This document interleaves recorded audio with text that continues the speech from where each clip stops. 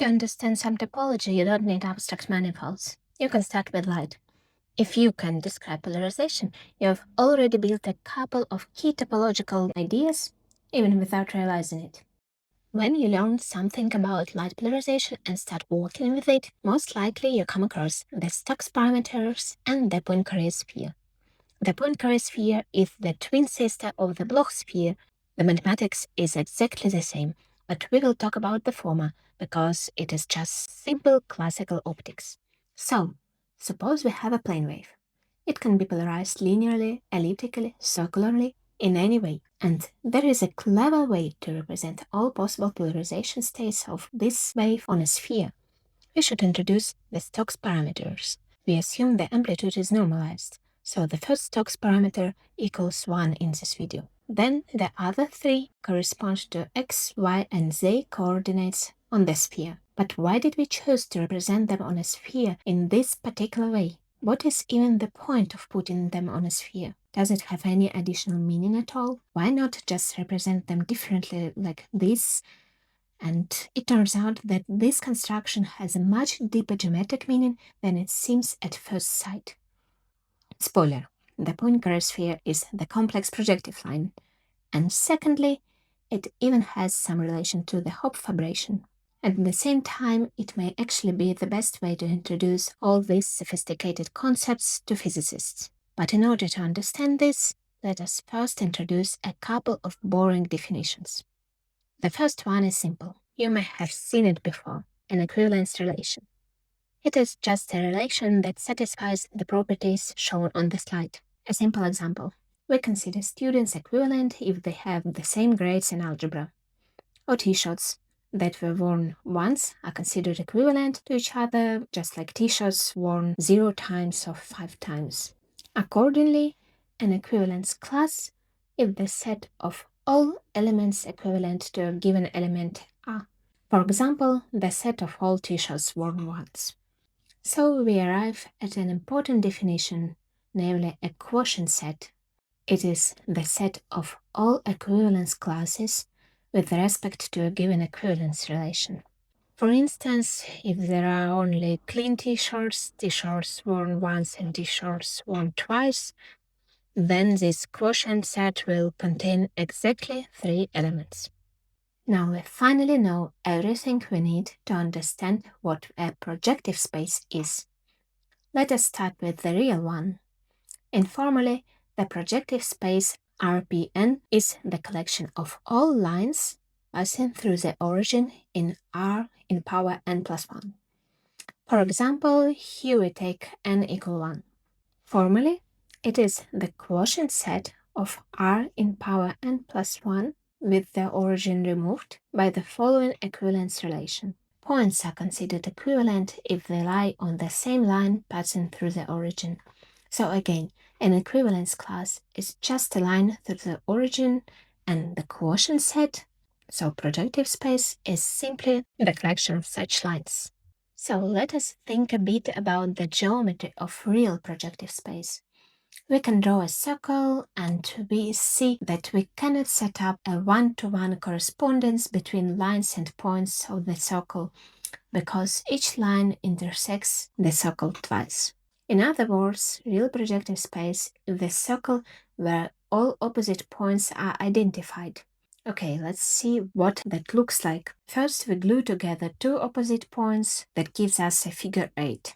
Then we keep gluing all the other opposite points matching their colors on this picture. What do we see? In the end, we have simply glued the 2 loops of the figure 8 together, and what we get is something that topologically just a circle again. This circle is also called the real projective line. Essentially, it is a line where the points at infinity are considered equivalent.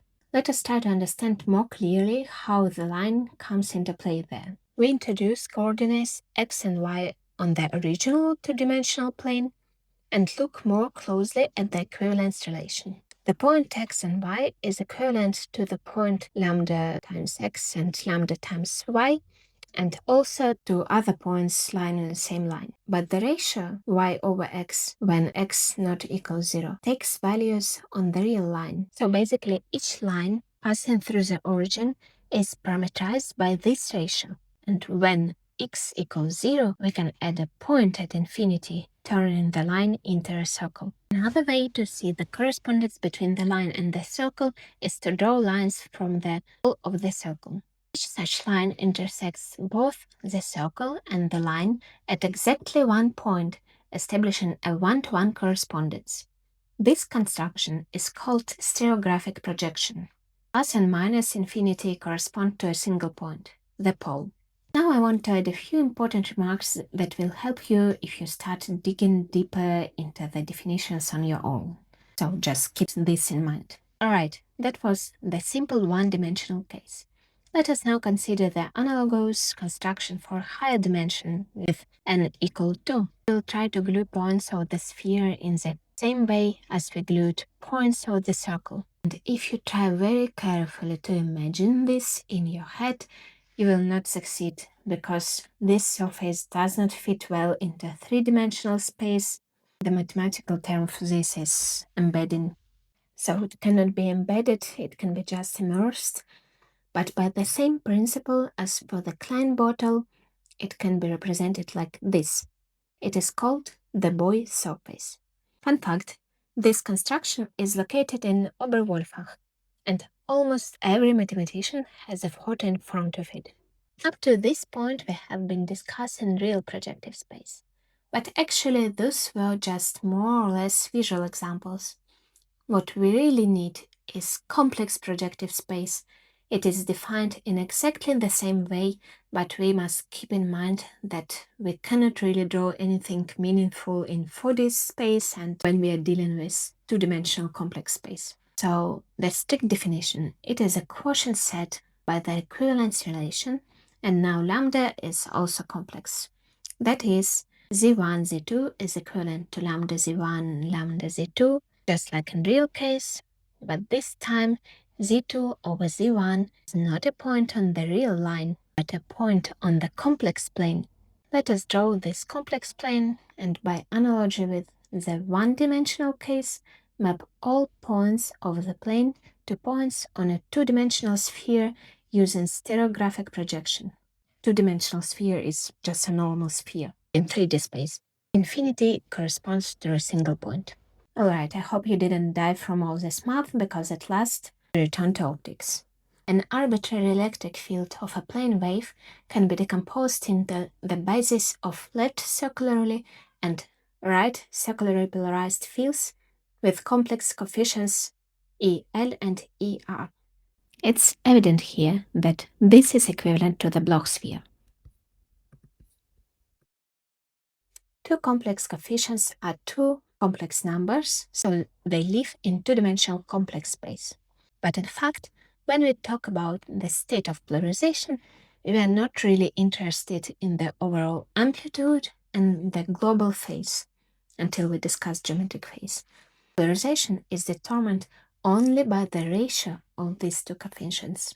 What matters is only the relative amplitude and the relative phase. In other words, by a single complex number. So let us plot it on the plane and project it onto a sphere.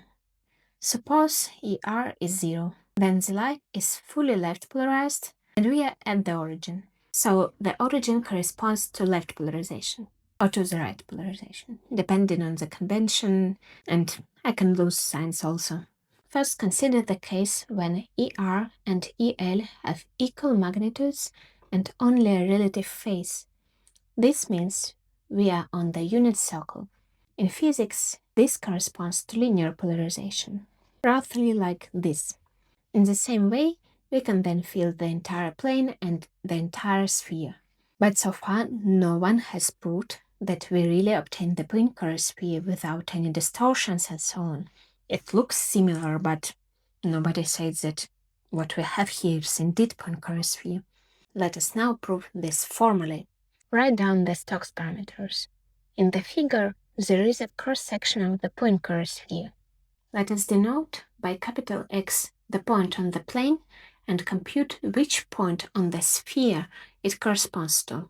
We can write a formula in terms of Stokes parameters using similarity of triangles.